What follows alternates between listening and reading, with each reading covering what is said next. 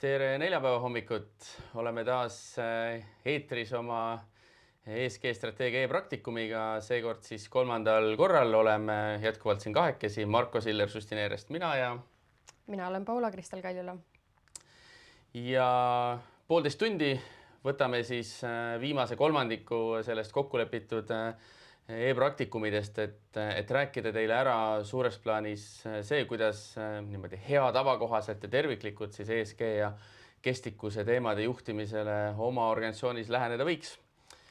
Hästi praktiliselt 1,5 tundi, kella 11-ni täpselt me räägime. Saab olema taas intensiivne inforohke. Meie poolt siit slaidid ja salvestuse saavad kõik osalejad tagant järele, nii et saate näpuga hiljem ka järge ajada, kui kõiki mõtteid ei jõua kirja panna. Ja kui te ka midagi küsida soovite, siis andke chatis märku, proovime võimalusel vastata või siis nagu ka eelmistel kordadel öeldud pärast seda veebiseminari ka, kui me saame aru, kes küsija oli.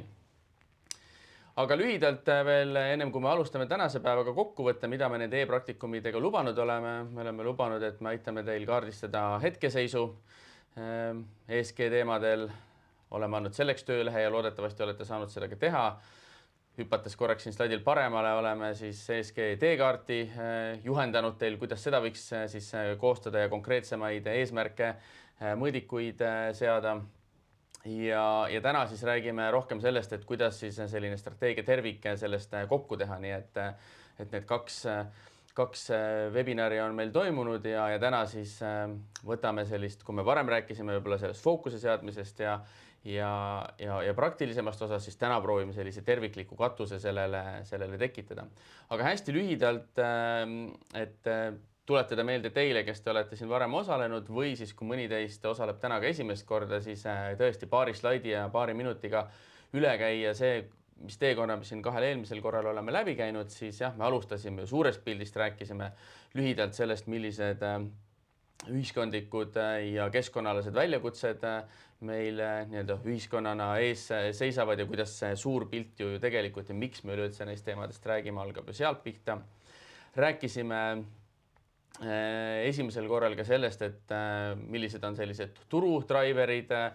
klientidest, töötajatest tulenevalt, võib-olla rahastajatest ja pankadest tulenevad driverid, aga ka siis regulatiivsed nõuded. Ja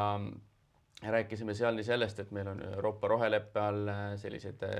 kestlikkuse valdkondlikud meetmed, mis mõnda tegevusala puudutavad, aga ka siis sellised aruandluse erinevad regulatsioonid. Ja need teist, kes on jälginud siin viimaste nädalate võib-olla sellist uudiseid, ka pean siin silmas ESG ja kestlikkuse maastikul, siis teavad, et siin on siis Euroopa Komisjon just nende aruandluse regulatsioonide osas tulnud välja ettepanekutega, kuidas siis lõdvendada ja lihtsustada seda sama kestlikkuse aruandluse direktiivi näiteks, aga ka taksonoomia määrust ja siis seda hoolsuskohustuse direktiivi. Et võib-olla kõige enam siin teid, kes te kuulate ja selles võtmes, millest me ka räägime, siis juhul, kui te nii-öelda olete suuremad ettevõtted, võib-olla varem ka langesite sinna kategooriasse, et teil oli üle 250 töötaja, üle 50 miljoni euro käivet või üle 25 miljoni euro varasid aastas ja teil oli siis nii-öelda peatselt kohe kohal olev kohustus hakata raporteerima selle kestlikkuse aruandluse direktiivi järgi ESG aruannet oma aastaaruande osana, siis jah, tänaseks on nüüd Euroopa Komisjoni poolt tulnud selline ettepanek, et seda piiri tõsta seal 1000 töötaja peale, lükata seda aruandluskohustust ka neile, kes jääb paari aasta võrra edasi, lihtsustada aga teatud kujul siis neid aruandluse nõudeid. Nii siis jah, selle kestlikkuse aruandluse direktiivi kui ka nagu ma ütlesin, taksonoomia määruse osas. Ei oska siin veel täpselt öelda, milline see lõplik otsus on, sest et täna on ta ettepaneku formaadis. Mingil kujul see muudatus väga tõenäoliselt ju tuleb, kas ta tuleb selle ettepaneku kujul või tuleb ta veel rangemalt või natuke lõdvemalt kusagil vahepeal, ei oska spekuleerida öelda. Nii et hoidke siis silm peal. Mis ei tähenda, et see teema sellise turunõudluse osas ju maha kukuks, kui te tegelete ekspordiga, teil on välispartnerid, siis nende jaoks on see aruandluskohustus jätkuvalt alles, eeldusel, et nad on suured ettevõtted Neil on omad ettevõtte agendad, korporatiivsed plaanid juba niikuinii, kuhu nad siis oma tarnijaid soovivad ka sisse tuua, pangad, rahastajad, neid ju puudutavad teised regulatsioonid, teie enda selline tõhusus, mõistlik, tõhus, ressursisäästlik käitumine on ju selles kinni, teie töötajate hoidmine, nii et neid põhjusi kindlasti on siin veel palju. Aga jah, me rääkisime ka eelmisel korral sellisest ambitsioonimaatriksist, et kui ambitsioonikalt te võiksite siis vaadata neid kestlikkuse teemasid, kas rohkem riskide juhtimiseks või rohkem võimaluste ärakasutamiseks, kas rohkem protsesside tasandil või rohkem ka toote, teenuse ja sellise ärimudeli tasandil, nii et rääkisime sellest, kuidas sellele nii-öelda trepil siin üles poole ronida, et võib-olla sellisest nõuete täitmisest liikuda rohkem strateegilise valiku, klientide ootuste täitmiseni, juba tootearenduseni, kuni lõpuks siis sellise päris kestliku või ringmajandusliku ärimudelini näiteks välja, nii et nendest me rääkisime ja eelmisel korral ka siis lõviosa ajast kasutasime siis sellise praktilise teekaardi tutvustamisele, et kuidas need olulised teemad siia teekaarti tuua, kuidas seada sinna eesmärke, mõõdikuid panna tegevussuundi taha, et milline võiks siis selline vormistamine hea tava kohaselt olla. Ja lisaks neile 2 webinarile me oleme teile ju ka sellised töölehed kasutada andnud, oleme teil soovitanud ja julgustanud pärast kumbagi webinari seda ka teha, et pärast esimest korda siis ära kaardistada teie hetkeseis neil teemadel, oma väärtusahel, sidusrühmad ja teha siis see nii-öelda lihtsustatud kujul, aga siiski nendest printsiipidest lähtuv oluliste teemade hindamine, et vaadata, kus on teie mõjudest või ka teie äririskidest ja võimalustest tulenevalt just olulisus erinevates ESG teemades. Ja siis jah, pärast eelmist korda see teekaardi tööleht, mida me teil palusime täita ja ma usun, et me oleme siin saanud, ma olen webinaride vahel kuulnud mitmelt inimeselt, kes on öelnud, et nad on siin juba 2 korda kuulanud ja kenasti kaasa töötanud, nii et meil on väiksed sellised püsivaatajad juba, et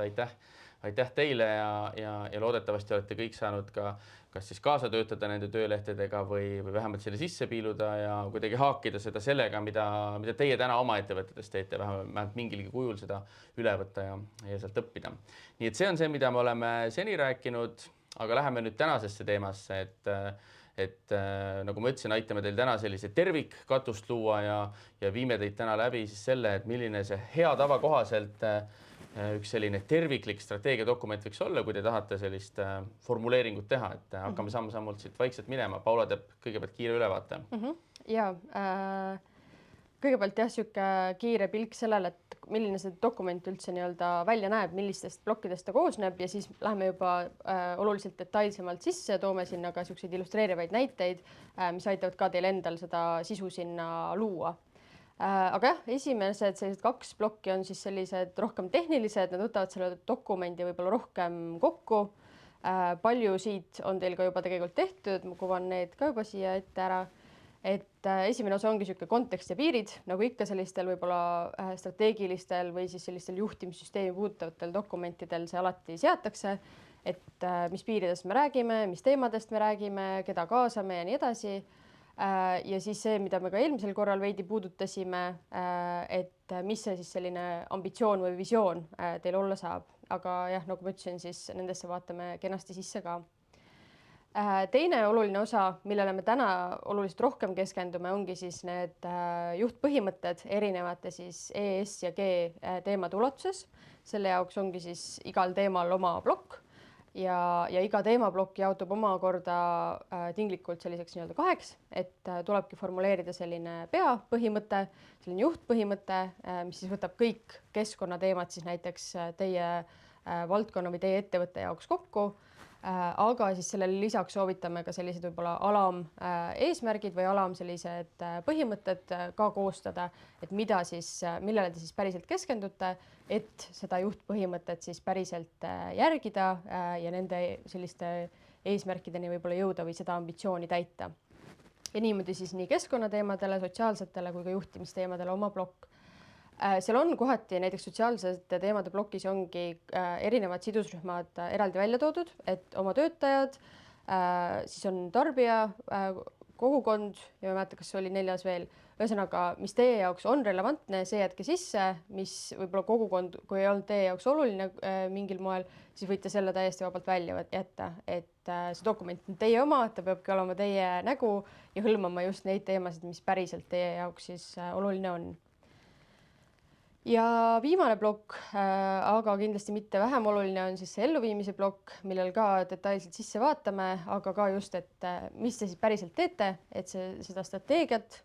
ellu viia, et neid tegevusi ellu viia, et kes see vastutab, kuidas ja nii edasi. Et võtab ka jällegi selle võib-olla elluviimise väga hästi kokku. Aga jah, ja viimase sellise osana on seal veel ka see teekaardi osa, mida eelmine kord juba tegelikult võiksite olla alustanud, aga saate siis sinna selle soovi korral lisada.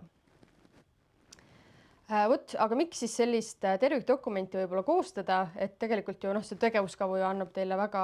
praktilised tegevused kätte, eesmärgid, mõõdikud ja nii edasi, aga et miks selline võib-olla üldisem dokument ka ettevõttele võiks kasuks tulla, oleme mõned siia põhjused loetlenud, et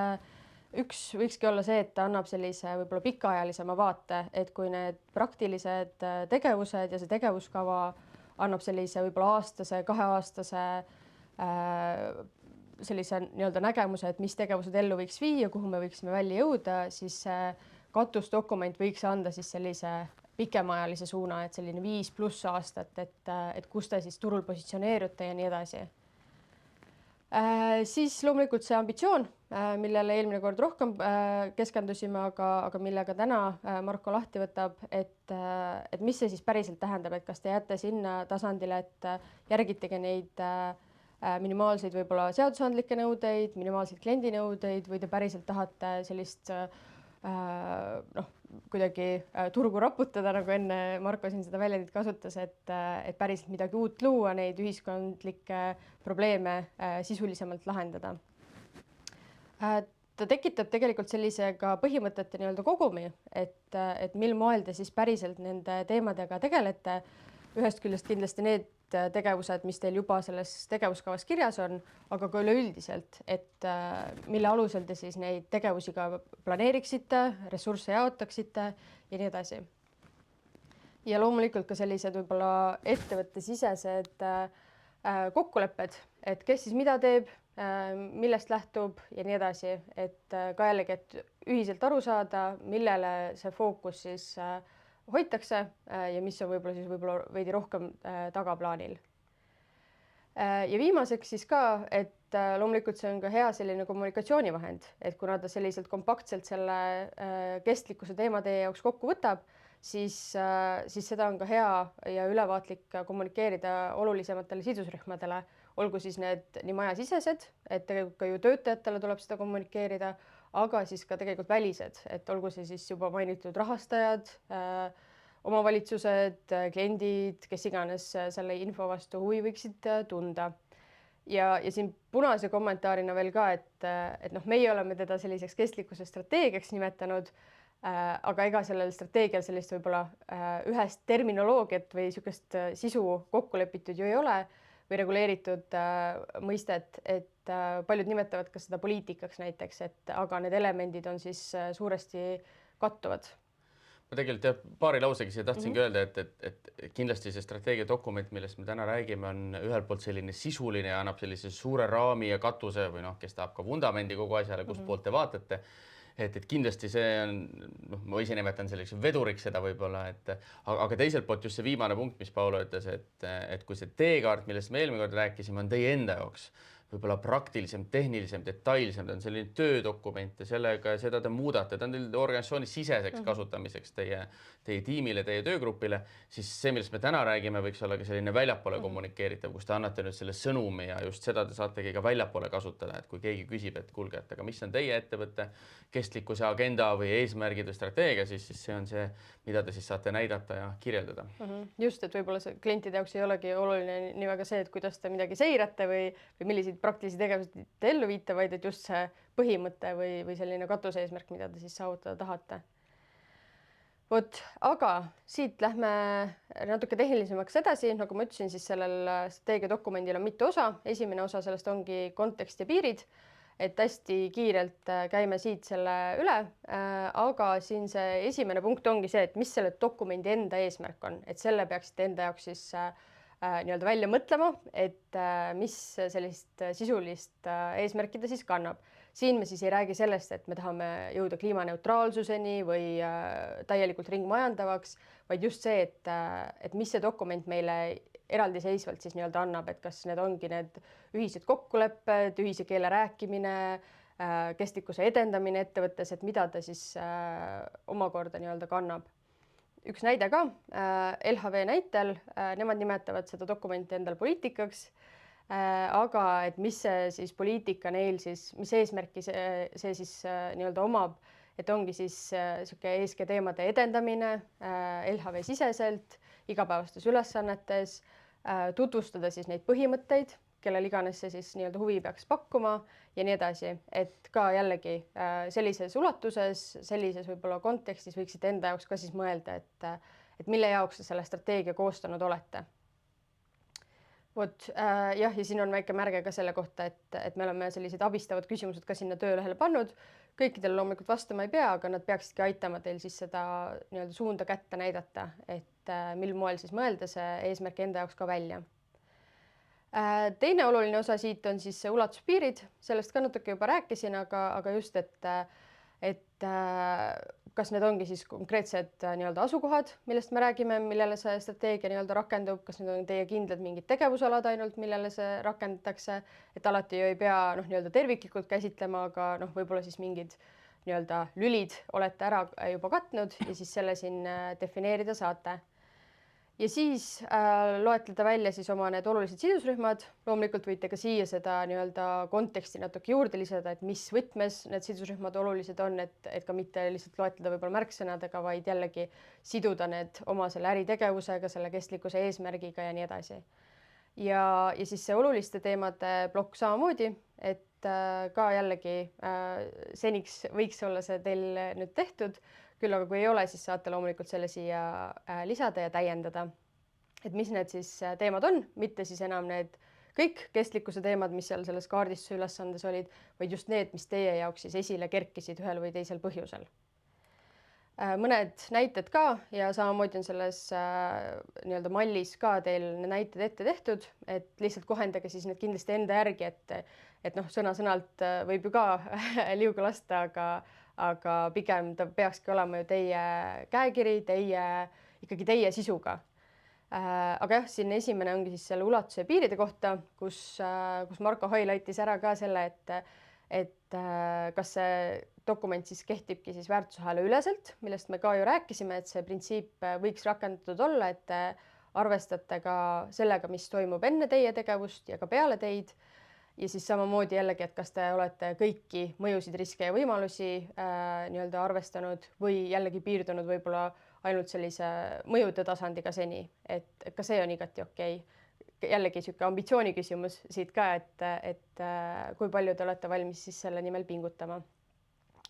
Ja sidusrühmade koha pealt ka, siin midagi olulist lisada ei ole, et ka jällegi, et kes teie jaoks need kesksed olid, keda te võib-olla ka juba protsessis kaasanud olete või plaanite kaasata ja nii edasi ja siis olulised teemad ka jällegi, et mis just teie kontekstis siis enim kajastust said.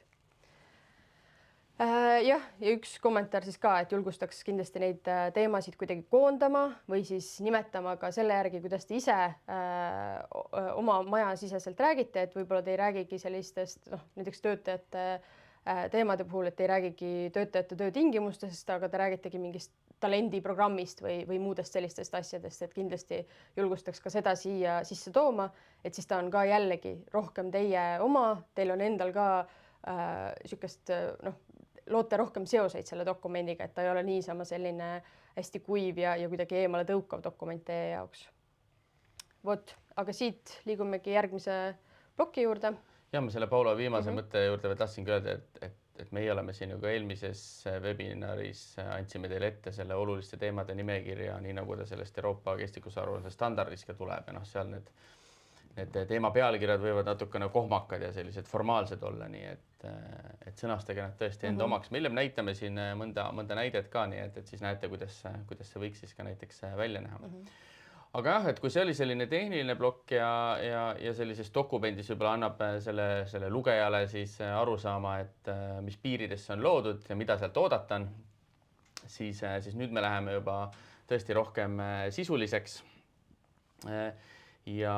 räägime sellest ambitsiooni seadmisest siin veel kord, et sellest me eelmisel korral siin ka arutasime ja teile mõned näiteid tõime, aga jah, minu meelest see on seesama, mõni minut tagasi ma just seda veduri nii-öelda kontseptsiooni kasutasin, et ma arvan, et selle strateegia dokumendis see ambitsiooni sõnastamine on just see vedur, et see määrab ju ära selle, et kui kiiresti te liigute selle kestlikkuse teemadega, mis suunas te liigute, kui teil on mingid haruteed, siis milliseid valikuid te teete, et see hakkab nagu defineerima seda kõike edaspidist, et see on see põhjus, miks me seda veel kord siin üle räägime. Et jah, täna ka juba näitasin kiiresti seda maatriksit, et nüüd võib-olla hästi põgusalt peatun rohkem, et ise peate mõtlema, kas teie nii-öelda ambitsioon on teha seda või tegeleda siis teemadega nii-öelda compliance'i või sellise turu ja regulatsioonide ootuste ja nõuete vastamise tasandil ja noh, siis teil on võib-olla selline kaitsev strateegia või kaitsev ambitsioon, et ei taha millegagi vastuollu minna ja maandan nii-öelda selles suhtes oma riskid ära. Või siis te juba oma klientide ootustel või klientide sellistel nõuetel tuginedes olete valmis neile pakkuma mingeid lahendusi või mingeid materjale või oma toodet või teenust selliselt, et see oleks siis kestlikum, et te võib-olla ei tee seda väga proaktiivselt, aga te olete siis loonud enda jaoks mingid protsessid ja mingid eeldused, et te saate sellist materjali kätte, teil on endal oskused seda kestlikumat toodet näiteks luua, et juhul kui see turuvajadus on, et selline jah, võib-olla turu ootustega kohanev võiks siis see ambitsioon olla. Ja noh, samm sealt veel edasi võiks olla siis see, kus teil tegelikult on juba iseenda selline proaktiivne toote või teenusearendus, vähemalt mingis osas, mis siis võtab arvesse selliseid kestlikkuse aspekte ja pakub turule juba sellise proaktiivsete initsiatiivikalt sellist lahendust. Ja noh, te otsite ise lahendusi, kuidas, kuhu seda müüa, kuidas laieneda sealt, et ja olla siis selline nii-öelda inglise keeles resilient või säilendad, kes siis eesti keeles, ettevõte, kes siis kohaneb ka turu muutustega kestlikkuse mõttes. Ja noh, päris see viimane nii-öelda ambitsioonisamm võiks olla siis see, kus tõesti teie kogu ärimudel, see loogika, kuidas te toodet-teenust pakute, juba lähtubki siis kestlikkuse printsiipidest, näiteks ringmajandus, eks ole, ma arvan, hea näide, et me siin eelmine kord rääkisime ka sellest Foxway näitest, et kuidas nemad ei müü ainult enam IT-seadmeid, vaid siis pakuvad sellist ringmajanduslahenduste kaudu IT-seadmeid, et pikendades nende eluiga, hoides neid ringluses, parandades, upgrade ides ja nii edasi, ja harides siis oma turgu ka sinna juurde, nii et noh, sealt tekivad juba hoopis uued sellised ärivõimalused ja noh, me võime seda natuke selliseks turgu raputavaks või turgu muutvaks või vähemalt teie valdkonda muutvaks selliseks ambitsiooniks nimetada. Nii et siin peate ise mõtlema, mis see teie ambitsioonitase on ja sõnastage ka sinna oma strateegiadokumentida selliselt ära. Aga enne kui me edasi ka liigume, et jõuame küll juhtpõhimõtete juures ka sellest rääkida, aga ega see ambitsioon ei pea ju olema nii ES-i ja G vaates alati nii-öelda samal tasemel. Et keskkonnateemades me ei pruugi saadagi midagi rohkemat teha, et mingid tehnoloogiad puuduvad, materjalid puuduvad, et teha kestlikumalt. Aga me saamegi siis keskenduda näiteks, et me olemegi väga eeskujulik tööandja, et ja seal on see ambitsioon hoopis kõrgem. Et ka selle peale võite mõelda,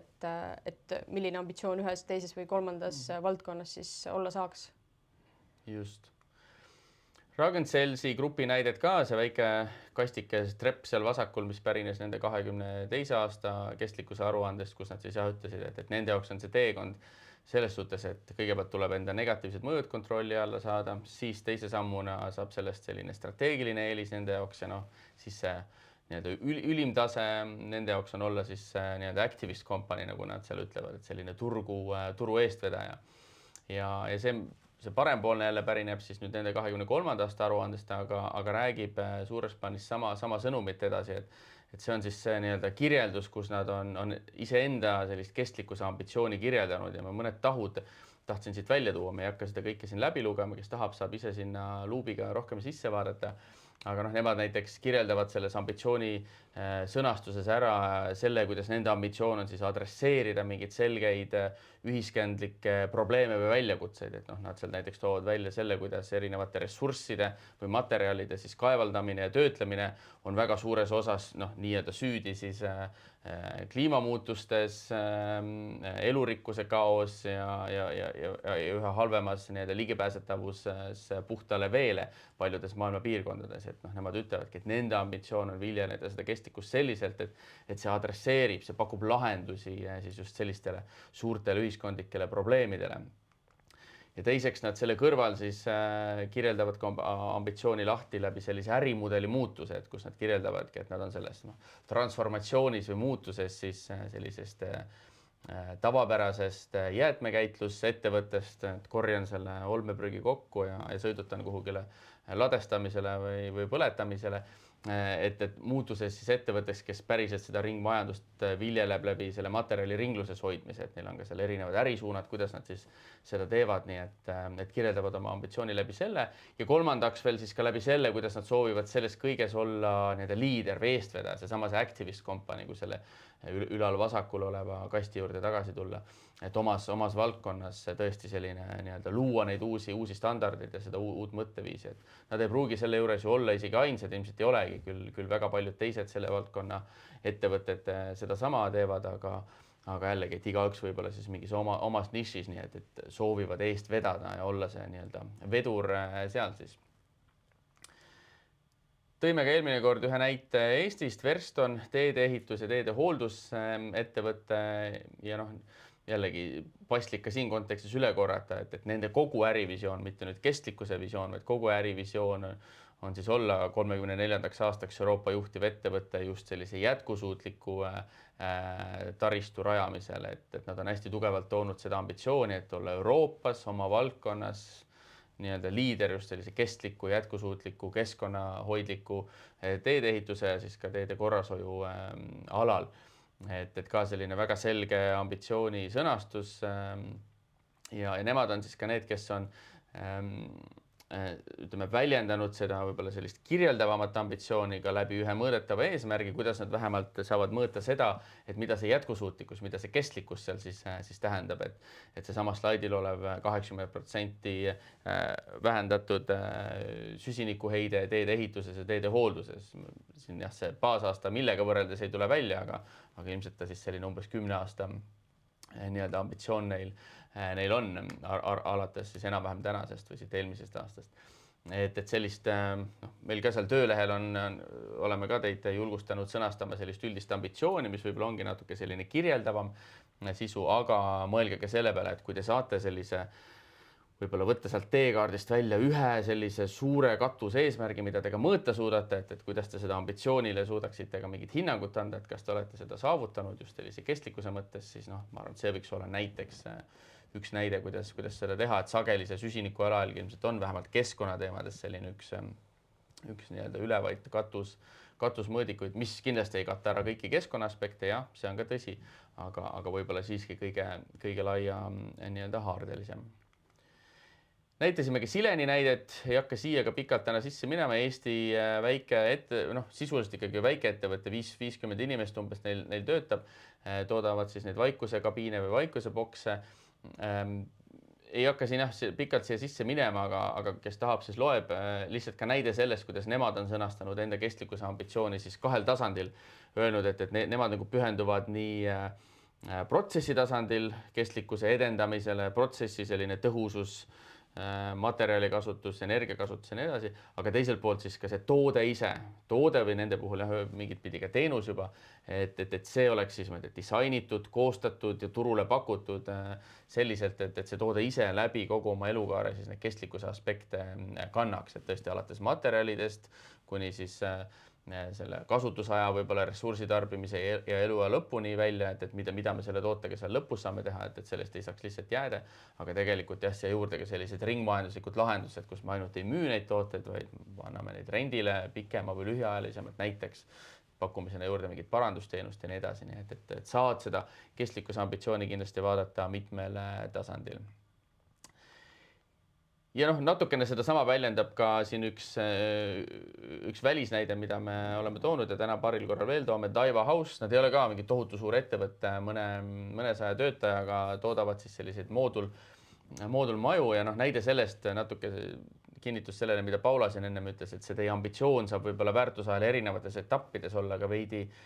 erinev, et nemad on siis läbi selle väärtusahela siin selliseid ambitsioone ja katuseesmärke seadnud, et noh, näiteks selles production või oma tootmise faasis, kus nad siis neid hooneid toodavad, et seal nad ütlevad, et võib-olla see katus ja see peamine mõju, mida nemad saavad saavutada, seal on teha seda kõike siis 100% taastuvenergial, eks seal on muud ka, aga see on selline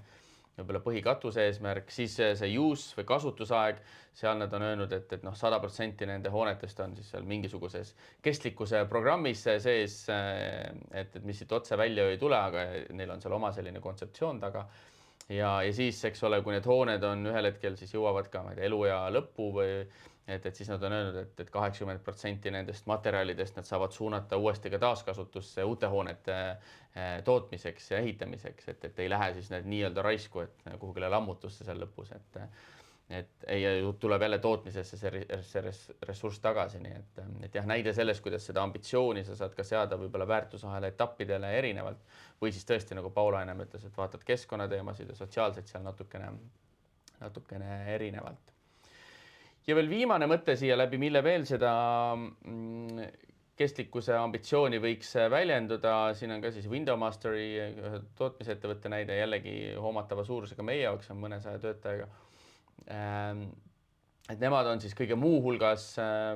väljendanud seda ambitsiooniga siis läbi pühendumuse erinevatele rahvusvahelistele standarditele. Et noh, näiteks seal üleval pool on see, kus nad ütlevad, et oma kasvuhoonegaaside jalajälge või seda kliimamõju nad juhivad siis ja vähendavad siis kooskõlas selle teaduspõhiste eesmärkidega, Science-Based Targets algatusega, mis siis tagab selle, et ettevõtete kliimaeesmärgid oleks Pariisi leppega kooskõlas, ei oleks liiga nii-öelda lahjad ja sealt seda rohepesu efekti ei tekiks, et selline valideering justkui. Ning siis jah, sellistes sotsiaalsetes põhimõtetes ütlevad, et järgivad ÜRO sellist globaalset kokkulepet, Global Compacti, 10 printsiipi, nii et see on ka üks asi, mida me teile soovitame ka siin mõelda ja kaaluda, et isegi kui te olete väiksemad ettevõtted, et kas vähemalt sellist eeskuju saaks võtta mingitest standarditest. Noh, me oleme siin rääkinud sellest samast kestlikkusaruandluse standarditest Euroopas, seal on ju ka väikeettevõtetele oma nii-öelda soovituslik standard, see VSME standard, nii-öelda voluntary SME standard, mida nüüd jah, nende muutuste valguses, kus Euroopa Komisjon on teinud ettepaneku neid kohustusi vähemaks võtta aruandluses, siis tundub, et see nende retoorika vähemalt hetkel on ka sinna poole, et jällegi seda vabatahtlikku raporteerimist, mis seni oli siis tõesti alla 250 töötajaga ettevõtetele, noh, tahavad nad edendada ka juba natuke suuremate ettevõtete seas, et just anda sellist hoogu juurde vabatahtlikule raporteerimisele, teha seda lihtsamaks, sest et nii nagu ma ütlesin, et suured ettevõtted ju ikkagi väiksematelt partneritelt seda infot tahavad, pangad seda infot jätkuvalt moel või teisel tahavad ja kindlasti veel kusagil kolmandas, neljandas kohas ka, nii et kui selline turu võib-olla natukenegi võrreldav standard tekib, ma arvan, see on lõpuks kõigile kasulik ja hea ja võiks lihtsustada, nii et siin vaadake jah, näiteks selle väikeettevõtete kestlikkusaruandluse Euroopa standardi poole või tõesti mõelge, võtke snitti ja vähemalt tutvuge nende muude raamistikega, olgu selleks siis see Global Compact, kestliku arengu eesmärkidest me siin hästi põgusalt oleme rääkinud, need 17, kui tulevad teile silme ette, eks ole, selliste värviliste kastidega väljendatud globaalsed keskkonnalised ja sotsiaalsed väljakutsed, et väga paljud ettevõtted haagivad ennast ju nendega, nii et või siis jah, see teaduspõhised kliimaeesmärgid, mille noh, ütleme formaalne selle kliimaeesmärkide seadmine selle Science-Based Targetsi valideeringuga on jah, suurtele ettevõtetele päris keeruline ja aeganõudev ja ka teatud kuluga protsess, aga tegelikult väikestele ettevõtetele ja seal minu meelest väikesteks ettevõteteks loetakse isegi alla 500 töötajaga ettevõtteid, ei olegi see nii väga keeruline,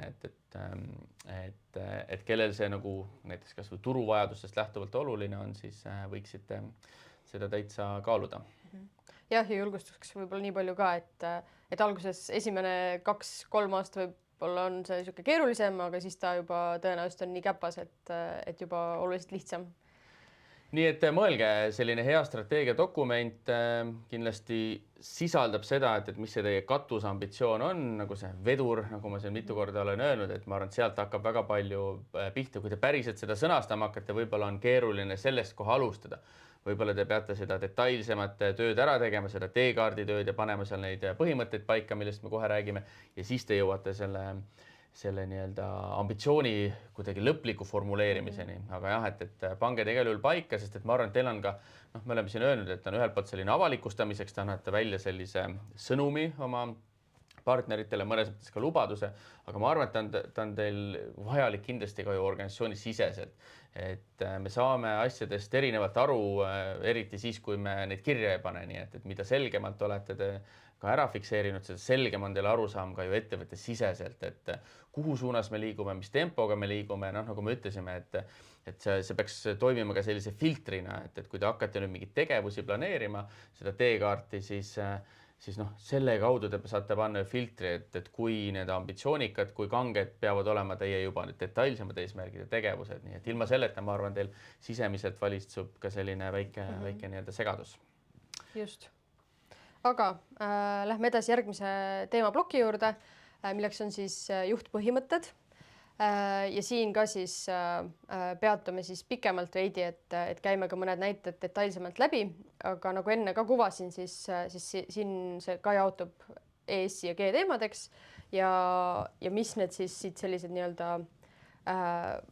mis need juhtpõhimõtete taga siis nii-öelda on, et kui enne need kestlikkuse teemad olidki sellistel märksõna tasanditel, et siis see võikski anda selle nii-öelda terviklikkuse omavahel nii-öelda siduda ka äritegevusega ja nii edasi. Et tuua nad siis kokku ka keeleliselt nii-öelda enda sõnastuses välja kommunikeerida. Jah, siin ka seesama mõte, aga just see selgituse pool, et ei ole lihtsalt niisugune loetelu olulistest teemadest, vaid et kuidas, miks, millega ja nii edasi. Et jällegi ei oleks selline võib-olla ainult märksõna tasandil. Sellest juba rääkisime ka, et ikkagi need alateemad omavahel võib-olla koondada. Võib-olla siin ka selgub, et mingi teema on välja jäänud kogemata, mingi teema on sisse võetud ilma võib-olla põhjalikult läbi töötamata, et ka jällegi selline nii-öelda natuke nii-öelda filter, et kas kõik oluline sai nüüd ikkagi sisse. Ja kui nüüd rääkidagi sellest teekaardi ja siis selle juhtpõhimõtte omavahelisest seosest, siis ka jällegi ta annab nagu võimaluse ikkagi peegeldada, et kas nüüd see ambitsioon, mille me paika saime, kas need tegevused, mis me paika panime, kas need juhtpõhimõtted, kas need käivad ühes nii-öelda jalas, et kas nad aitavad teineteist nii-öelda ellu viia või pigem on see, et me teekaardis olime väga kuidagi tagasihoidlikud, meie ambitsioon on oluliselt suurem, meie juhtpõhimõtted on oluliselt kuidagi kannavad suuremat eesmärki, et mis see selline nii-öelda, et veenduda jällegi, et need omavahel siis nii-öelda kooskõlas kenasti on. 2 näidet, mis me läbi käime. Esimene on siis Mobire. Nemad siis pakuvad selliseid rendilahendusi, autorendilahendusi, täislahendusi nii-öelda, kus siis see on küll pisikeselt näha, aga hiljem slaididelt saate lugeda ja kodulehel on neil ka kenasti see info olemas,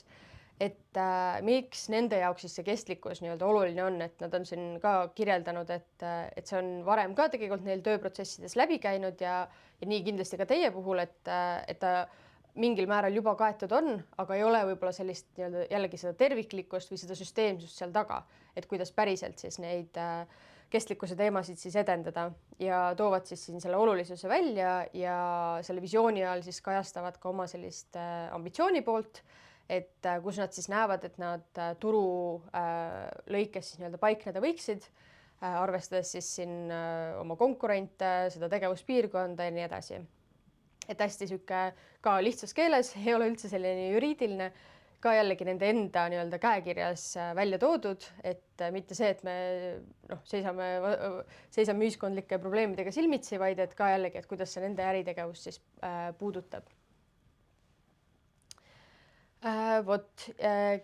Teine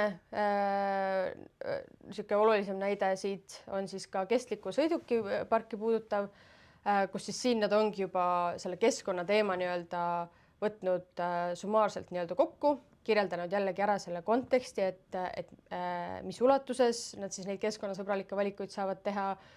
mis seal siis võib-olla ka täpsemalt on, kuhu nad siis panustavad nende tegevustega, et noh, siin nad ongi välja toonud, et soovime veelgi enam panustada oma tegevustega kliimaneutraalsuse eesmärki ja toetuda keskkonnamõju juhtimisel teaduspõhistele lähenemistele, et ka jällegi kajastab võib-olla seda, et kui sisuliselt, kui põhjalikult neid asju siis on nii-öelda valmis ette võtma. Teine plokk siit on siis sellised juba alamteemade põhimõtted, niisugused natuke konkreetsemad juba. Siin ka jällegi ei ole võib-olla selliseid praktilisi tegevusi, mis oleksid siis teekaardis välja toodud, aga ka jällegi, et ei ole välja toodud selliseid neid mõiste tasandil, et me räägime ressursi kasutusest näiteks, vaid et ongi, et nad räägivadki oma sellest kestlikust sõidukipargist. Et ka jällegi, et me ei jää sellele terminoloogilisele tasandile, vaid et jällegi, mis ettevõttele endale see sisu seal päriselt on. Ja siis siin ka kvaliteetse sõiduki andmisele siis ringlusesse keskenduvad ka. Et ka jällegi see üld või noh, see juhtpõhimõte, mis on see ülemine osa, kajastab tegelikult kõike seda juba ka, mis seal all on, aga see alumine osa ongi siis juba selline detailsem, toobki spetsiifilisemalt välja, et millele siis keskendutakse, et seda juhtpõhimõtet siis ellu viia, et seda järgida. Vot, sotsiaalsetest teemadest on neil siis kajastatud oma töötajate heaolu pool. Siin ka jällegi toovad seda töötajate või noh, tööandja nii-öelda soovitusindeksit välja ja nii edasi. Aga kui te mäletate ka, siis selles oluliste teemade kaardistuse harjutuses on seal oma töötajaid puudutavaid teemasid üsna palju. Siia nad ka jällegi kõike loetlenud ei ole, et on jällegi võib-olla selle olulisema välja toonud, mis ei tähenda loomulikult seda, et teised teemad nende jaoks olulised ei ole, lihtsalt võib-olla need siin loetletud ja siin käsitletud teemad juba kajastavad ühel või teisel moel neid. Et nemad ise näevad siis seda, et see töötajate kaasamine, pidev arendamine ja siis töö ja isikliku elu tasakaal võiksid olla need, millele siis praeguses olukorras siis keskenduda selleks, et see ka soovitusindeks jällegi sellisel tasemel oleks, mis neid siis nii-öelda rahuldab. Et ka jällegi selline nii-öelda katus juhtpõhimõte ja mis siis need sellised nii-öelda fookusteemad siis on, millele siis keskenduda, milles siis päriselt neid praktilisi tegevusi planeerida, ellu viia ja kuhu ressursse siis suunata. Teine sotsiaalne teema, mis nad välja tõid, on kvaliteetne teenus ja see puudutab suuresti siis tarbijate või noh, klientide siis sellist vaadet, et ka jällegi pakkuda siis head, tugevat klienditeenindust, aga mida nad siis selleks päriselt teevad, et millele nad siis keskenduvad, et seda saavutada jällegi, on ka siis siin selliste nii-öelda alameesmärkidena või põhimõtetena välja toodud. Et siin ongi see teadlikkuse tõstmine jällegi, et see võib tegelikult paljudel välja tulla, et kui kliendi teadlikkus ka ei ole seal maal, et teha kestlikumaid valikuid, siis see ongi võib-olla teie nii-öelda roll või koht, kus seda teadlikkust tõsta, tuuagi vastavasisulist infot välja, kas siis toodete teenuste pinnalt või siis ka üleüldiselt sellise sarnase siis strateegia näol. Olulisi teemasid on nad siin meil toonud välja kliendi rahulolu säilitamine. Siin ka jällegi võib-olla hea koht, kus rõhutada, et alati ju ei pea ja võib-olla ei olegi kohti, kus nii-öelda asju paremini teha. Võib-olla ei saagi rohkem ressursse kokku hoida või vähem jäätmeid tekitada, aga sellise olemasoleva tasemega säilitamine on väga okei, mida siis sisse tuua, mida siis järgida. Ja noh, turunduspoliitikat käsitlevad siin ja siis andmete kaitset ka jällegi kõik, mis omakorda panustab selle kvaliteetse teenuse siis saavutamisesse. Siin ka kindlasti piiranguid ei ole selles osas, et kui mitu sellist alamteemat siin kaetud on, et täpselt need, mis teie enda jaoks nii-öelda välja tulid, mida te võib-olla ka omavahel koondasite ja nii edasi, et vastavalt sellele siis saate seda kirjeldada. Ja viimase siis selle G osana on nad välja toonud ka kõrge ärieetika ja siin ka siis mitut teemat koos kajastanud, et siin selles jämedamas kirjas on välja toodud see korruptsiooni teema, huvide konfliktide teema ja läbipaistvuse tagamine, et et ka teil selles töölehes on mõne teema juures välja toodud, et kui see nii-öelda juhtpõhimõte juba kajastab kõiki neid alamteemasid piisaval tasemel teie jaoks, siis on täiesti okei jäädagi ainult selle ühe juhtpõhimõtte tasandile, et selliseid võib-olla selliseid põhimõtteid enam sinna loetlema ei pea. Aga jah, võib-olla niisugune hea näide, kuidas sellised kesksed juhtpõhimõtted on loodud, millele selle saavutamiseks keskendutakse ja siis omakorda seal taga on neil ka kindlasti oma selline majasisene tegevuskava, mis kõike seda siis nii-öelda endas kanda võiks või peaks. Näitame teist näidet veel Bestair gruppi. Ma ei pannud tähele, Paolo, kas sa ütlesid, et nii Mobire kui Bestair grupp, nad on mõlemad Eesti ettevõtted, eks ole ju. Siin kohalikud täiesti, ma arvan, väga paljude teie jaoks ka hoomatava suurusega, selline 500 töötajat ja natuke peale, et ei ole mingid tohutud suured organisatsioonid ja nad mõlemad osalesid eelmisel aastal ESG meistriklassi programmis, et me siin alguses ütlesime ka esimeses selles webinaris praegult, et me paralleelis ju EISi nii-öelda tellimusel viime läbi ka sellist põhjalikku 4-5-kuulist ESG strateegia meistriklassi programmi, teist lendu juba praegult on varsti see teine lend ka lõpetamas, aga jah, siis selle sama meistriklassi esimeses lennus need samad ettevõtted Mobire ja Bestair olid siis 2 tükki 20-st, kes seal osalesid, nii et tegelikult käisid läbi suhteliselt sarnase teekonna, nagu meie teid siit kontsentreeritult selle 3 korraga viime, et seal oli võib-olla lihtsalt rohkem seda praktilist tööd ja mentorlustuge juures, et ka tegelikult ettevõtted, kes siin 1,5 aastat tagasi, kindlasti ei olnud sõnad kestlikkus ja keskkonnahoid. Nad ei kuulnud esimest korda selles meistriklassis neid sõnu ja küll nad oma töös ja tegemistes olid ka varem selle peale moel või teisel mõelnud ja ühte, teist ja kolmandat kindlasti ka juba ära teinud, aga et sellise terviku tekitamise mõttes, et luua selline strateegia sinna taha, see teekaart, et seda nad siis esimest korda selles meistriklassis tegid ja nad on ka 2 näidet sealt, mõned teised ka veel, aga 2 näidet, kes on ka julgelt avalikustanud siis selle, et kuhu nad jõudsid, mis nad päriselt oma ettevõttes sisuliselt siis vastu võtsid ja milline see nende ambitsioon, eesmärgid ja plaan seal taga siis on. Nii et soovitame kindlasti nende kodulehekülgega vaadata, et need materjalid, mis me siin teile näitame, nii Mobire kui ka selle Bestairi kohta on siis ju täitsa avalikud, et lingid on meil siin ka nendel esimestel slaididel olemas, saate sinna sisse vaadata. Aga jah, Bestair on isegi võib-olla, kui Mobire oli oma koduleheküljele teinud sellise kokkuvõtte ja need kontsentreeritult need peamised põhimõtted ja oma tegevussuunad välja kirjutanud, mis Paolo kenasti üle käis siin, siis Bestair on tegelikult terve sellise täitsa nii-öelda põhjaliku dokumendina avalikustanud oma kodulehel oma siis ESG ja kestlikkuse strateegia, nagu nad ütlevad siin aastani siis 2030 isegi. Ja saate seda seal lapata, me siin sellest kõigest ülevaadet ei hakka tegema, aga jah, just tahtsime keskenduda neile samadele juhtpõhimõtete teemadele, et nemad on tõesti seal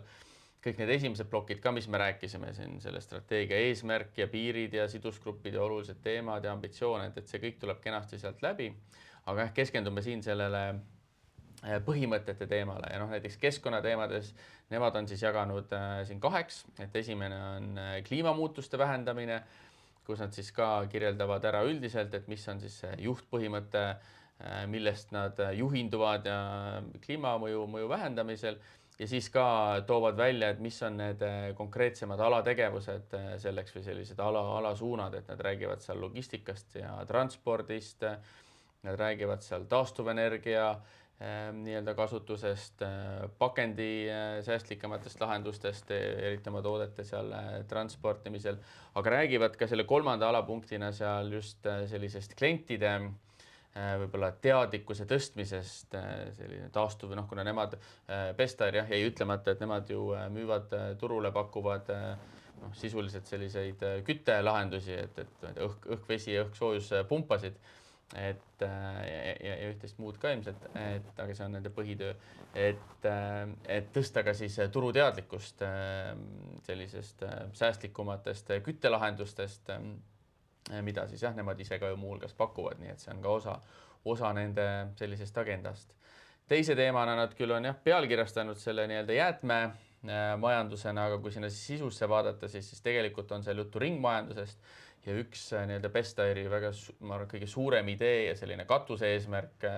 mida nad kogu selle kestlikkuse strateegiaga soovivadki saavutada, on see, et kuidas sellele turule, kus täna hästi tavapärane on see, et me ostame need, ma ei tea, õhkssoojuspumbad näiteks, kasutame neid seni, parandame nii palju või vähe, kui neid saab ja mõistlik on ja ühel hetkel nad elavad oma eluea ära ja siis juhtub nendega suuresti, mis juhtub. Et kuidas sinna turule tuua ka seda ringmajanduse lahendust rohkem sisse, et need kestaksid kauem, meil oleks seal ilmselt seda, ma ei tea, parandamist, kuidagi heas korras hoidmist rohkem, et see eluea lõppu me lükkaksime heas mõttes pidevalt nagu edasi ja me saaksime kauem kasutada ja selline ringmajanduse põhimõtted siis seda kõike nende toetaksid. Nii et siin see teine waste management'i plokk paljuski ka sellest siis räägib, et mida nad siis teevad nii-öelda eluea jooksul, kuidas nad lähenevad sellele kui siis klient kasutab neid pumpasid eluea lõpus, nii et seal on siis need nii-öelda alateemad ja põhimõtted välja toodud. Töötajate osas jällegi selline juhtpõhimõte, millest nad lähtuvad töökeskkonna ja personalipoliitika juhtimisel siis sellise vastutustunde vaatest ja siis on toodud sellised alateemad välja, et töötajate arengu ja koolituse teemad seal, töö ja eraelu tasakaal, selline tunnustamine ja motiveerimise praktikad ja ütleme üldine selline nii-öelda kultuuri võib-olla teema ka, et kuidas sellist ütleme lihtsat ja bürokraatiavabat organisatsioonikultuuri ehitada, et mis ka siis nende töötajatele nii-öelda hea mõjuga oleks. Ja seal sotsiaalse vastutuse juures nad näevadki ka enda rolli eelkõige siis sellise turu võib-olla teadlikkuse tekitajana, mingite müütide murdjana, ütleme klientides sellise, nagu nüüd ütlevadki, selline konfidentsi tekitamine, et turul oleks see teadmine sellest nii-öelda valdkonnast hea ja julgetakse teha siis ka selliseid kestlikumaid nii-öelda valikuid. Ja võib-olla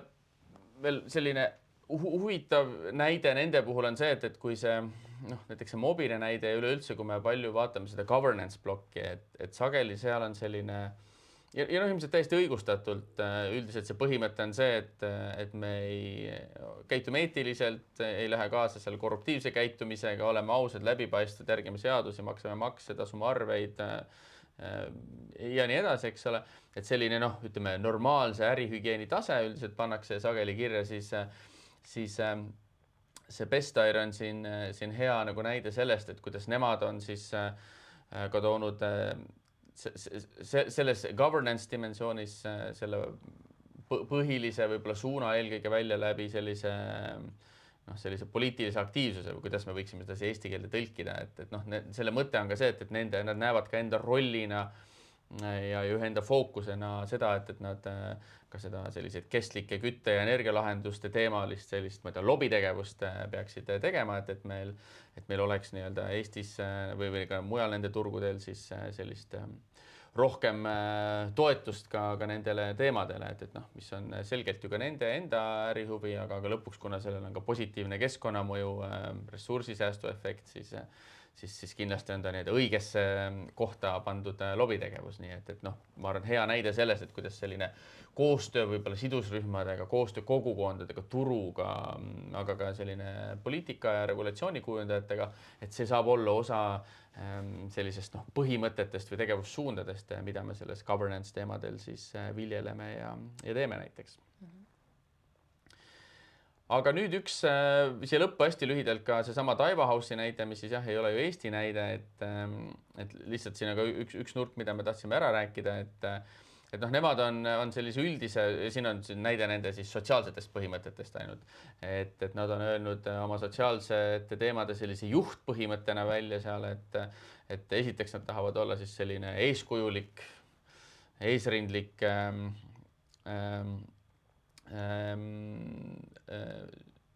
tööandja ja samas siis ka maksimeerida siis seda väärtust, mida nad loovad lisaks oma töötajatele ka tegelikult klientidele ja ühiskonnale laiemalt, et seal tuleb võib-olla selline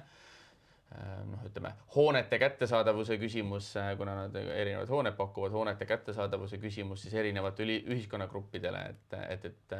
et seal vasakul allpool selle kollase nii-öelda märkega nad ongi ära kirjeldanud, et kuidas nad oma ärimudeli positsioneerivad selliselt, et see adresseeriks siis selliseid sotsiaalseid probleeme, väljakutseid, mis siis eluasemele ligipääsetavusega on näiteks seotud. Aga jah, nemad on ka teinud samamoodi ära siis sellise oluliste teemade hindamise, hinnanud ära siis, et millised on need olulised teemad nende jaoks seal sotsiaalsetes teemades, nii siis töötajatega seotud seal paar teemat kui ka siis nii-öelda kolmandana siis jah, selline nende laiem panus ühiskonda üleüldse. Aga jah, kui see võib-olla kõlab natuke tehniliselt ja need nimetused seal kõlavad natuke tehniliselt, siis nad on sisuliselt kuidagi endalikult, enda keeles, enda valdkonnast lähtuvalt lahti kirjutanud, et mida see nende näitel siis see safe and engaging people tähendab, et nende inimestel oleks nii-öelda turvaline, hea, kindel olla nende juures, aga ka siis jah, nende klientidele ja lõpptarbijatele, et selline ühiskondlikus vaates. Nii et näide sellest, kuidas jah, tood ühte kohta kokku siis võib-olla sellise kogukonna vaate ja töötajate vaate. Aga miks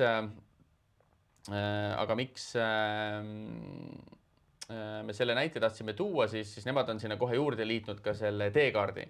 et teil ka,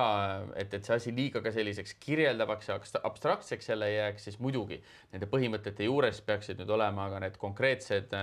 eesmärgid nendes alateemades, mis te olete seadnud, mõõdikud, see progressi näitamine seal ka, et kuidas te siis tegelikult olete edenenud, mida te olete teinud ja mida te veel väga täpselt plaanite teha, nii et see võiks olla see näide, kuidas tegelikult see natuke võib-olla kirjeldav ja selline suunda näitav see strateegia, millest me täna räägime, moodustab siis ühe terviku sellise teekaardiga, millest me eelmisel korral rääkisime, nii et see võiks olla siis see näide. Ma vaatan, siin vahepeal tuli küsimus selle kohta, et ei leidnud seda Bestari näidet üles, et nendel on seal kaks veebilehte, et üks on need Eesti üksus ja teine on siis grupi oma, nii et otsige üles ja meil siis slaidide peal on tegelikult ka see otselink sellele raportile kui sellisele olemas, nii et või sellele strateegiadokumendile, vabandust. Ja kui keegi jätkuvalt ei leia, andke teada, aitame. Et sellised juhtpõhimõtete näited, aga nüüd me hüppame siit edasi juhtimisstruktuuri peale. Et kui see tervik on ühel hetkel nagu valmis, siis kuidas seda kõike tegelikult ellu viia, et mis need tegurid on ja eks me oleme siin palju ettevõtteid aidanud, nõustanud ja toetanud nende juhtpõhimõtete juurutamisel, et eks siin on nagu natukene sellist head turupraktikat, aga ka meie kogemust hästi palju sees, et millele pöörata tähelepanu selle juurutamisel. Just, et sellised lööklaused ja ilusad mõtted võib ju kirja panna, aga kui seal taga ei ole tegelikult ka neid kokkuleppeid, et mil moel me selle päriselt ellu viime, kes vastutab, mis ressurssidega ja nii edasi, siis see ju sinna tolmu koguma jääbki ja seda ei ole ju kellelgi vaja, et siis sellest ei ole mingit tolku. Aga juhtimisstruktuur, oleme siin ka enda parema äranägemise järgi need sellised alampunktid nii-öelda loetlenud, et mis aspektid siis nii-öelda läbi mõelda siin selliste kokkulepete tegemisel, et ka jällegi vaatame kohe nendesse eraldiseisvalt sisse ka. Aga jah, siin võib-olla sellised olulisemad punktid siis ongi see, et seos teiste dokumentidega, vastutajad, rollid selgemalt erinevatel tasanditel samamoodi, siis seiramine või monitoorimine, et kes, millal, kuidas ja nii edasi, siis vajadusel siis selle strateegia muutmine, täiendamine, üldine siis ettevõtte teadlikkus selle strateegia olemasolu kohta, avalikustamine ja kes siis seda võib-olla ka kinnitab, kui me räägime kolmandatest osapooltest ja nii edasi. Et sellisena me ta üles ehitasime, sellisena on teil ka seal teekaardi või tähendab strateegia ja teekaardi dokumendis siis need küsimused püstitatud, et te ka enda kontekstis need siis lahti mõtestaksite, olemasolevate rollidega võib-olla ka seostaksite ja nii edasi, aga vaatame siis sisse. Esimene punkt, seos teiste dokumentidega, et kuvangi need kõik kohe siit 3 tükki ette, et tihtipeale ju ettevõtetel juba on olemas mingi kas siis strateegia, visioon, missioon, et veenduge, et need siis ka jällegi sama keelt räägiksid, sama eesmärki täidaksid, et ka jällegi oleksid integreeritud, et keegi ju dokumendi pärast ainult koostada ei taha, aga et need olemasolevad siis kajastaksid neid ESG jätkusuutlikkuse teemasid samamoodi. Et eraldiseisva kindlasti seda hoidma ei pea. Teine punkt siit on siis see, et kui teil on ka olemas need näiteks ISO mingi juhtimissüsteem näiteks juba rakendatud, ka selle ulatuses on teil ju kindlasti palju dokumente juba loodud, et kuidas nad teineteisega siis ka samamoodi seostuvad, kas üks toetab teist, aitab ellu viia ja nii edasi, et need seosed ka läbi mõelda. Et kus juba mingid põhimõtted võib-olla on juba ka kirjas, et ka neid siis nii-öelda üle võtta või täpsustada. Ja jah, et siin vist rohkem ei olegi just, et siin lõpust ka võib-olla see, et ärge looge eraldi paralleelseid süsteeme, et tihti me seda küsimust tegelikult kuuleme, et kas see peab olema eraldi üldisest strateegiast, kindlasti mitte, et pigem ongi see soovitus, et integreerige, et ka jällegi halduskulud väiksemad, et kui uuendamise vajadused on, saate juba kahte ühel ajal uuendada ja nii edasi. Eks siin on nagu kahte pidi, et ühelt poolt, kui teil on, ma ei tea, mingid personali töötajatega seotud mingid eesmärgid, printsiibid paigas, kas või kusagil sellises one-pageris, tooge nad siia kokku, te ei pea siia hakkama uut leiutama. Teisipidi, kui ma arvan, et vähekenegi suuremates ettevõtetes või ka neil, kellel on mingid, ma ei tea, mingid ISO standardid näiteks olemas, kvaliteedijuhtimissüsteem, keskkonnajuhtimissüsteem, mingid tarnijatega seotud põhimõtted, nii et liitke neid asju selles suhtes lõpuks üheks tervikuks kokku, et kindlasti ei ole meie eesmärk siin öelda, et teeme sellest kestlikkuse strateegiast mingi silos oleva paralleeluniversumi, et kindlasti mitte, et mida rohkem seda integreeritust on, seda parem. Muidugi siin peab seda vaatama, et see kuhugile sinna sisse ära ei kao, et me paneme kuhugile pealkirja, et meil on ka kestlikkuse strateegia, aga samas me tegelikult sisuliselt sellest ei räägi, et räägime ikka seal ma ei tea, kvaliteedi juhtimisest edasi ja kestlikkusest sisuliselt pole lõhnagi. Just. Jah, ja tegelikult tihtipeale on ju ka Eestis on ju ettevõtteid, kes kuuluvad tegelikult suure grupi alla. Grupil on oma mingi strateegia koostatud, aga kui see ei olegi nagu siin kohalikule ettevõttele võib-olla liiga sihuke kodune ülevõetav, võibki jääda selliseks väga kuidagi juriidiliseks või selliseks nagu kaugeks, siis te võite ju ka koha peal nii-öelda oma selle strateegia luua ja siit ka siis selle seose jällegi selle grupi ülesega nii-öelda luua, et või välja tuua, et kuidas nad teineteist siis toetavad, et kuidas nad omavahel nii-öelda käsikäes käivad. Teine punkt siit on siis ressursside olemasolu, et ühest küljest kindlasti sellised nii-öelda rahalised vahendid nende tegevuste elluviimiseks, palgafondiks, milleks iganes, aga loomulikult ka siis see tööaeg kui ressurss, et me peame ju tagama selle, et kui inimesed sellised tegevused enda jaoks enda hoole alla võtavad, et neil siis päriselt tööajast välja tuleb, et see ei tähenda siis seda, et teised tööülesanded kannatavad, et kindlasti eraldada siis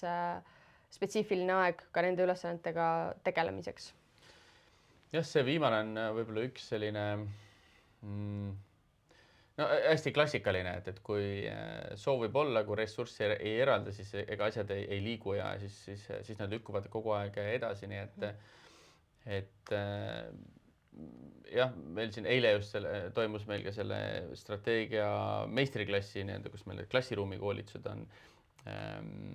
üks viimastest koolituspäevadest ja seal käis meil rääkimas ühe külalisesinejana siis Sileni, sellesama Vaikusbokside tootja poolt Ulvi Vahtra ja tema, kes siis on ka nende kestlikkuse teemasid seal seni eest vedanud, et tema ütles ka,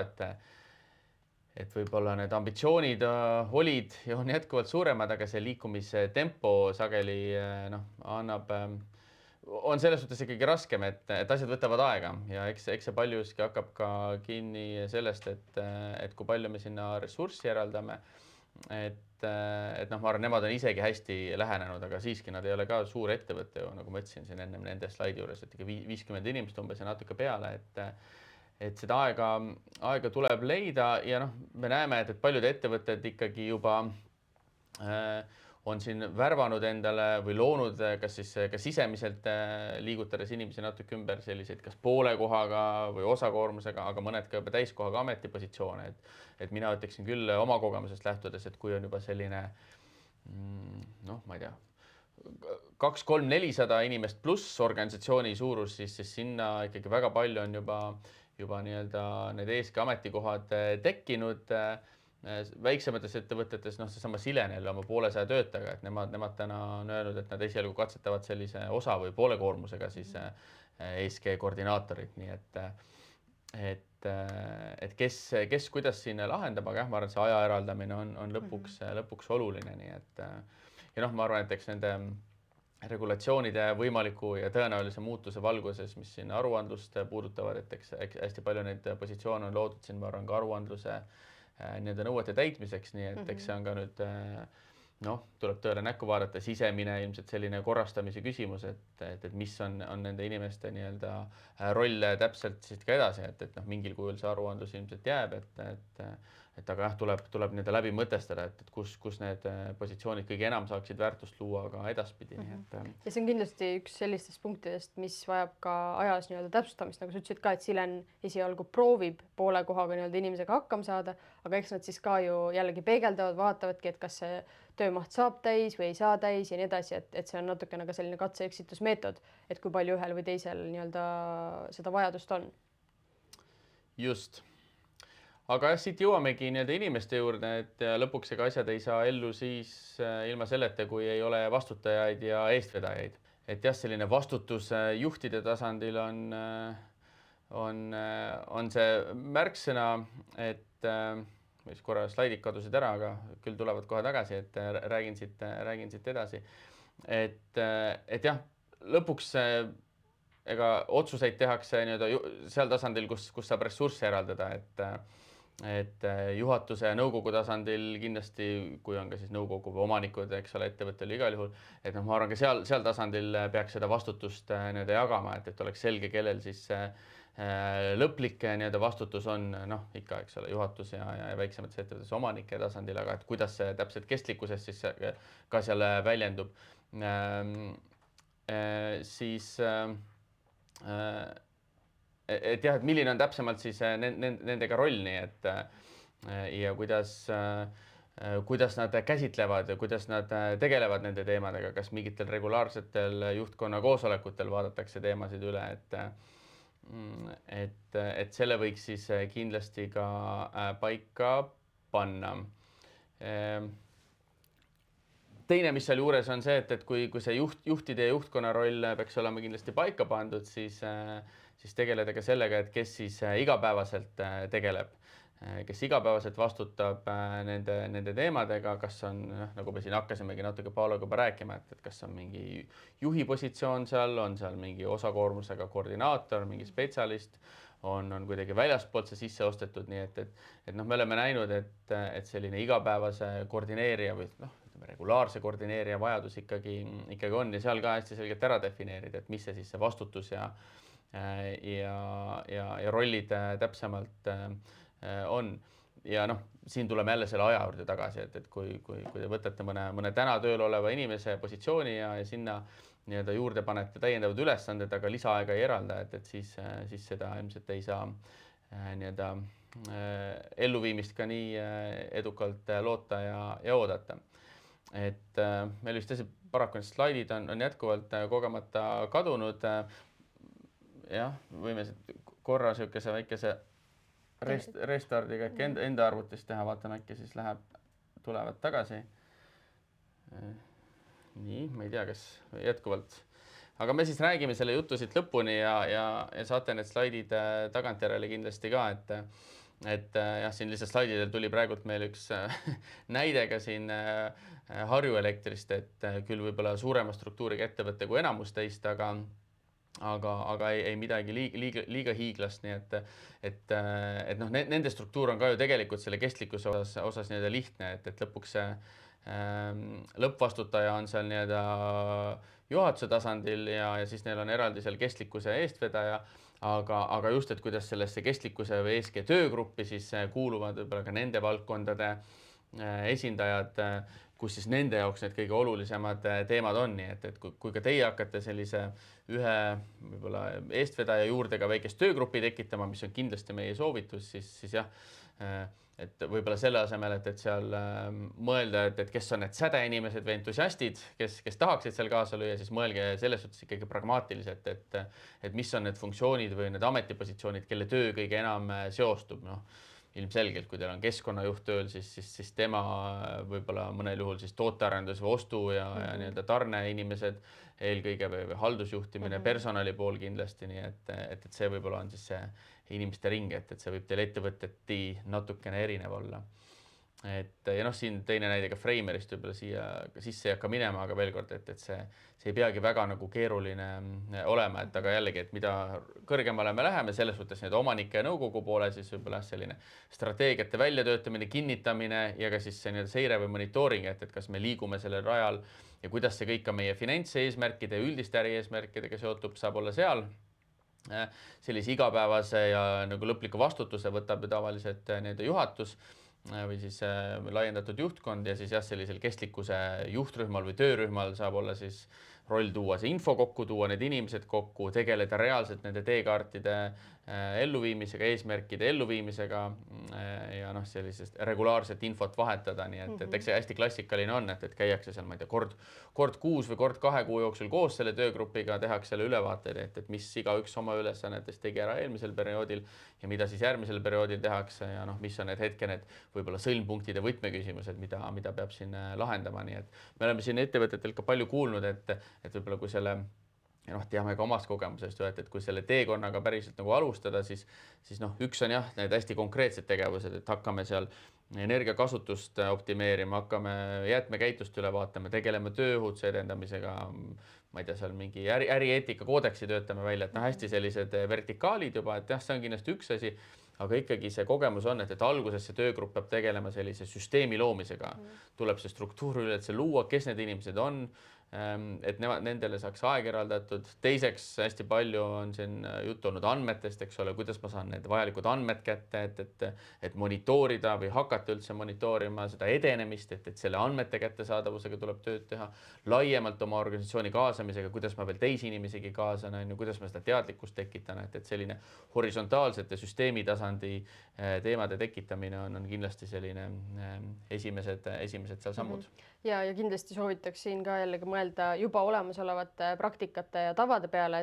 et millised sellised kokkusaamised teil juba kokku lepitud on, kas need kestlikkuse teemasid saab sinna sellise alamteemana lisada, et ka jällegi ei pea mingit uut ratast leiutama, vaid kasutama ära ikkagi hästi palju ka praeguseid selliseid võimekusi.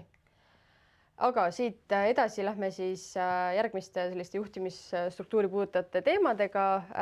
Siin siis esimeseks on tasustamine,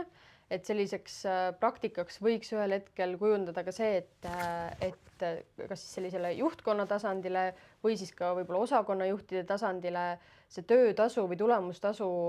süsteemid siis siduda nende kestlikkuse eesmärkide saavutamisega. Ka jällegi tekitada sellist vastutustunnet rohkem, niisugust omanikutunnet, et päriselt nende eesmärkide suunas siis liikuda.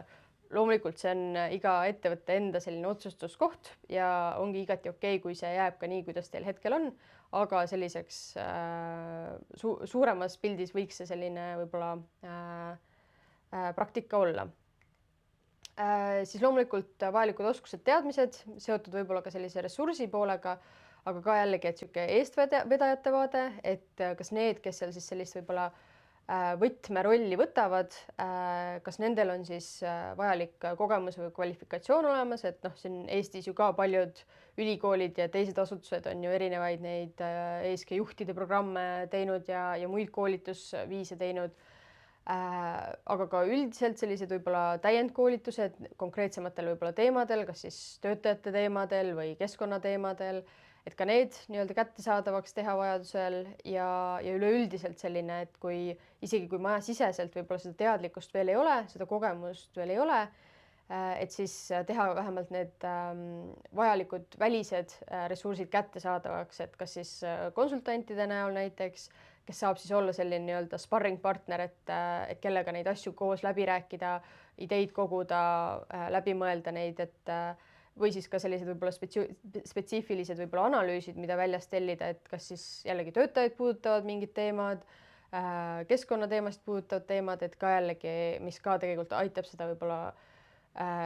sisust paremini aru saada, eesmärke seada, ambitsiooni seada ja nii edasi, et kõik see on sinna ju taustale samamoodi vajalik. ja ka laiem selline teadlikkus ettevõttes üldiselt, et ühest küljest see, et eestvedajad teaksid, mida nad teevad, millesse nad ennast nii-öelda seganud on, aga siis ka tegelikult teised, kes seal siis sellised võib-olla võtmeisikud on, nagu Marko selle Harju Elektri puhul välja tõi, et seal on ikkagi need nii-öelda juhtinimesed, kes seal võib-olla vastutavadki siis kas töötajate eest või haldusjuhid või teised positsioonid, et kas nemad ka aru saavad, millest me räägime, kui me räägime ESG-st ja jätkusuutlikkusest. Et ka jällegi selline üldine teadlikkus, kindlasti ei pea see olema selline põhjalik, nii nagu nendel eestvedavatel rollidel, aga siis selline üldteave võiks ikkagi majasiseselt levida. Ja loomulikult ka selline nii-öelda üldine protsess, et kui teil on ka täna mingid koolitusplaanid, mis puudutavad näiteks ohutust või teie ärieetikat, muid teemasid, siis ka sinna siduda sisse need kestlikkuse teemad juba teadlikumalt, juba spetsiifiliselt nendel teemadel, mis teie jaoks on olulised, kuidas te neid käsitlete ja nii edasi, et ka majasiseselt see teadlikkus oleks olemas, igaühe roll samamoodi, et kuidas keegi panustada saab. Ja mõned asjad siin veel, et lõpuks, kui see strateegia on teil olemas, siis üks punkt, kuidas te selle elluviimist saate toetada, on seda pidevalt monitoorida, koguda tagasisidet ja ise siis monitoorida, et jah, siin te peaksite ju kokku leppima võib-olla punkt 1, et mis regulaarsusega te üleüldse neid seatud mõõdikuid monitoorite, on see kord kvartalis, kord poolaastas, kord aastas ja võib-olla annate ka nende tegevuste sisulisele edenemisele hinnangu, et kindlasti peaksite seda tegema, sest et siis te saate hinnata, kas te olete jätkuvalt nii-öelda õigel teel. Üks võimalus kindlasti on saada ka tagasisidet nii-öelda väljaspoolt seda töörühma, kas siis oma ettevõtte töötajatelt laiemalt, aga tegelikult ka nii-öelda sidusgruppidelt laiemalt. Looge need kanalid, on nad siis töötajatega võib-olla otse mingid kanalid, aga ka selliste ütleme, kriitilisemate kommentaaride saamiseks, eriti kui teie tegevusalaga kaasneb võib-olla sellist suuremat negatiivset mõju, siis selline anonüümsed kanalid ka selliste kaebuste saamiseks ja pange paika kindlasti ka, mis see menetlemise süsteem seal on, tehke need kanalid kättesaadavaks, et sageli meil on need nii-öelda vilepuhumise või tagasiside andmise süsteemid küll olemas, aga lähed ettevõtte kodulehele, ega sa kusagilt neid ei leia, et on nii osavasti ära peidetud, et ma arvan, pigem võiks ju see progressiivne mõtlemine tahta saada tagasi ka seda negatiivset ja võib-olla kriitilist vastukaja, sest et kui te seda kätte ei saa, siis see ei tähenda, et seda ei eksisteeri, see eksisteerib ju nii ehk teisiti. Ja üleüldse selline sidusrühmade kaasamine, et eks see on üks selline läbiv printsiip selle kestlikkuse juhtimisel üleüldse, aga ka siin, et kaardistage need sidusrühmad, olge nendega dialoogis, saage neilt seda peegeldust tagasi, et kas see, mis te teete ja edasi plaanite teha, on see piisav, mis nurga alla seda veel sättida, et lõpuks see teie mõju avaldub ju nendes sidusrühmadele, need riskid ja võimalused tulevad vastu sidusrühmadelt, et suhelge nendega. Et see ei tähenda, et te peate minema tänavale või kodukülasse inimestega ainult rääkima, jah, ka seda, kohalik kogukond ju ka sidusrühm, aga teie töötajad on teie sidusrühm, teie kliendid, teie tarnijad, rahastajad, pank, eks ole, lõpuks ka mingid avaliku sektori asutused, poliitikakujundajad, et olge seal sellises aktiivses kontaktis ka kestlikkuse teemadel, et siis te suudate tulevikku paremini ette näha. Ja selle kõige põhjal, kui te ise monitoorite, saate tagasisidet, et leppige kokku, kuidas te seda strateegiat siis ka üle vaatate ja monitoorite ja siit loogiline järgmine samm on ka see, et kindlasti tuleks seda strateegiat ja teekaarti pidevalt ju ajakohastada, et muuta, täiendada, et ta ei ole selline ühekordselt kokku lepitud ja fikseeritud dokument kindlasti, et leppige kokku, millal te vaatate seda üle, kas on mingid ärisündmused, on see mingi ajaline või kuidas te siis korrapäraselt seda teete, et kes sinna kaasatud on ja nii edasi, nii et see kindlasti võiks ka tähelepanu saada. Jah, ja viimaste 2 punktina siit peaksid olema viimast 2, et ongi siis see avalikustamise küsimus, et enne ka mõned näited käisime läbi, kes on seda teinud võib-olla aruandekohustusest, kes on teinud seda vabatahtlikult, et ka jällegi sidusrühmasid nii-öelda kõnetada, et leppige kokku, et kelle jaoks see info üldse on, mis info nende jaoks oluline on, et on see klient, on see rahastaja, kes iganes, mil viisil te seda teete, et kas see ongi selline koduleht, kodulehe alamleht nii-öelda, nii nagu oli sellel Mobiirel vist, või on see aruande näol, kas siis osana majandusaasta aruandest või niisuguse eraldi dokumendina eraldiseisvalt siis kodulehel, et mis sellist nii-öelda eesmärki see avalikustamine teie jaoks siis nii-öelda ka täidab. Ja noh, kui te järgite ka mingeid raamistikke või põhimõtteid, et siis need ka võib-olla välja tuua, et noh, teinekord mõned kliendid tahavad väga spetsiifiliselt, et oleks kindlasti, ma ei tea, see GRI või muu raamistik rakendatud, et siis tooge need ka kindlasti välja jällegi sellise võib-olla läbipaistvuse tagamiseks ja nii edasi. Ja luua ka siis arusaam, et kas ja kus te kaasasite võib-olla kolmandaid osapooli, et noh, siin me olemegi välja toonud, et näiteks ka mingisugused võib-olla arvutuste koostamised või analüüside läbiviimised võivad olla need, kus siis noh, teil endal majasiseselt võib-olla ei pea seda teadmist pidevalt nii-öelda kättesaadav olema, aga te oletegi siis seal kolmandat osapoolt kaasanud või siis lasknud selle tulemuse nii-öelda kinnitada kellelgi. Et ka see võib olla jällegi midagi, mis teie sidusrühma jaoks on oluline, et on kinnitatud kellegi välise poolt, et siis kindlasti julgustaks ka seda nii-öelda välja tooma ja kajastama siis, kus iganes te seda infot siis avalikustama hakkate. Ja meil on siiski üks slaid on siin veel, nii et ega see on nüüd tõesti viimane punkt siin. Et lõpuks ega väga palju sõltub ka organisatsiooni kultuurist, et teil võib olla see üks vastutaja, teie ise või see töögrupp, aga lõpuks noh, asi saab päriselt ellu viidud siis, kui organisatsioon sinna laiemalt taha tuleb, nii et eks see laiem töötajate teadlikkus on kindlasti oluline, nendega kuidagi selline haaratus võib-olla või selline kaasatus, et me oleme ise ka siin aidanud läbi ajaloo erinevatel ettevõtetel teha mingit kestlikkuse teemanädalaid näiteks planeerida, mingisugused sisemisi häkatone sellisteks ideede või tootearendusideede genereerimiseks oleme aidanud teha, suvepäevadel või tiimipäevadel mingeid maastikumänge teha ja nii edasi, nii et ma arvan, saab väga palju selliseid põnevas formaadis asju, mitte ütleme selliseid üheülbalisi loenguid ja selliseid kirjalikke materjale võib-olla ainult saata, nii et tehke selliseid kaasavaid, haaravamaid asju.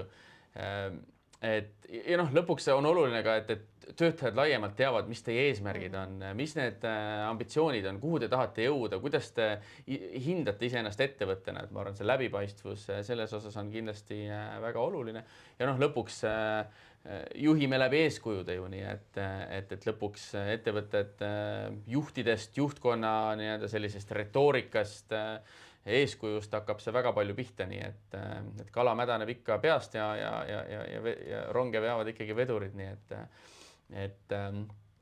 et siis see on ka, ma arvan, kindlasti hästi oluline. Aga me tegelikult sellega oleme siia lõppu jõudnud ja meil on siin slaididega mingi probleem on tekkinud, nii et selle eest vabandame, mingi kotermann on, et slaidid ühel hetkel lihtsalt kadusid ära, vahepeal jälle tulevad ja siis jälle lähevad, nii et ühtegi nuppu me siin vajutanud ei ole, et ei teagi, aga nii on, ma arvan, et me saime enamus osa räägitud ja lõpuks tagantjärele need slaidid saate ja saitegi siis harjutada seda meie kuulamist ka siin lõpus, nii et ma usun, et kõik on okei. Et me võtame selle webinaride seere siin nüüd vaikselt kokku. Jah, siin neid slaidide siin ei näe, aga jah, tulen päris selle praktikumide alguse juurde tagasi, kus me siis lubasime, et noh, meil on nagu viis sellist võib-olla lubadust, mida me selle sisuga siin katame. Punkt 1, me tahtsime anda sellise kompaktse kokku toodud ja surutud ülevaate ja arusaama sellest, et milline see ESG kestlikkuse teemade juhtimine ärisektoris võiks olla. Teiseks, et ka praktiliselt, kuidas teie ise saaksite sellist fookust seada, eraldada terad sõkaldest, keskenduda olulisele ja prioriteetsele.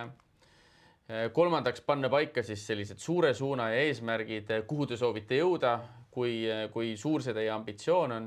et nii tervikuna kui ka siis nendes erinevates ESG alateemades. Neljandaks, panna sinna taha paika ka selline juhtimisstruktuur, selline toetav süsteem, mida selle kõige elluviimiseks on vaja, ehk siis see, millest me siin täna viimasena rääkisime. ja noh, lõpuks läbi viiendana, et seda kõike tehes teile näidata ka, mis see selline hea turupraktika võiks olla, nii et ma loodan, et me selle viimase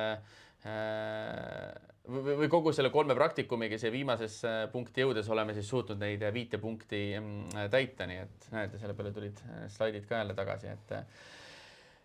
nii et jah, kokkuvõttes alguses me ütlesime ka, et see teekond kestlikkuse teemadel on ju see, et sa peed alguses mõistma, kus sa oled ja mis on oluline, panema paika siis põhimõtted ja suure ambitsiooni, jagama rollid ja vastutuse, seadma eesmärgid ja tegevusplaani ja siis minema teele, hakkama seda juurutama, kaasama siis ka oma tarnijaid, sest et asjad ei juhtu teil ettevõttes koha peal, teisi partnereid ja lõpuks olema selle kõige juures ka siis nii-öelda läbipaistev enda jaoks, monitoorima ja tegema vajadusel muudatusi, aga ka nii-öelda raporteerima väljapoole, nii et ja noh, nagu me ütlesime, et nendele 3 esimesele sammule me siin eelkõige keskendusime, ma loodan, et te saite siit mõtteid sellise käima lükkamiseks, nende esimese 3 sammu tegemiseks. Eks te kõik olete erineval maal, mõni käis siin huvist kuulamas ja saab kõrva taha panna, teine me ju teame ka, siin mitmed inimesed on öelnud, täna töötavad oma ettevõtetes nende plaanide loomisega. Siin jah, mõned teist ka siin tänases chatis ju jagasid, kuhu te olete täna juba jõudnud, et saite siit võib-olla praktilisemaid mõtteid, et lõpuks olete, kus te olete, töötage sellega, aga lõpuks see põhiraskuse ei ole ju selles 3 sammus, mis me siin ära rääkisime, et see 4. samm, selle elluviimine, selle rakendamine, juurutamine, et see on see põhitöö, seal see nii-öelda põhivõlu ju alles algab ja suur töö ka, nii et jõudu teile tööle. Me veel siin jah, alguses teeme ka selle välja, aga soovitame siin ka uuesti, et EIS ju toetab seda kestlikkuse teemasid siit erinevalt, lisaks nendele webinaridele on neil näiteks muuhulgas ka siis just tööstusettevõtetele küll jah suunatud, kes siis sinna MTech B ja C tegevusala koodide alla lähevad, selline nõndanimetatud rohetoetuse meede, kus siis saab toetust nii roheauditite läbiviimiseks, et selliste teekaarti loomiseks, aga kui te ka ise selle teekaardi loomiseni jõuate, siis seal on päris tubli toetus ka selleks, et neid oma kestlikkuse arendustegevusi ka ellu viia ja saada siis sellist kuni 200 000 euro rahalist toetust, et see meede enam väga pikalt avatud ei ole, veel mõned üksikud kuud, nii et kes huvitatud on, see siis jõuab, et EIS-i koduleheküljelt või guugeldades leiate selle rohetoetuse üles ja seal slaididel ka, mis nüüd jälle ära kadusid, on see link ka kenasti olemas, aga jah, selle EIS ja rohetoetus selle järgi leiate, ma arvan, õige kiiresti ülesse. Nii et me täname, soovime teile jõudu ja meil oli siin jah veel ka jah, ja nüüd on jälle slaidid olemas, nii et õigeks ajaks, et QR-kood ka kuvada, et saate tagasisidet anda nii meile kui EIS-ile, siis teame ka paremini neid seminare tulevikus kokku panna, koostada, esitada ja nii edasi, et oleksime väga tänulikud, kui saate ka selle 2 minutit võtta, et tagasisidet jagada. Nii et jõudu tööle, töötame edasi ja küll me kohtume uuesti. Nägemist. Aitäh teile!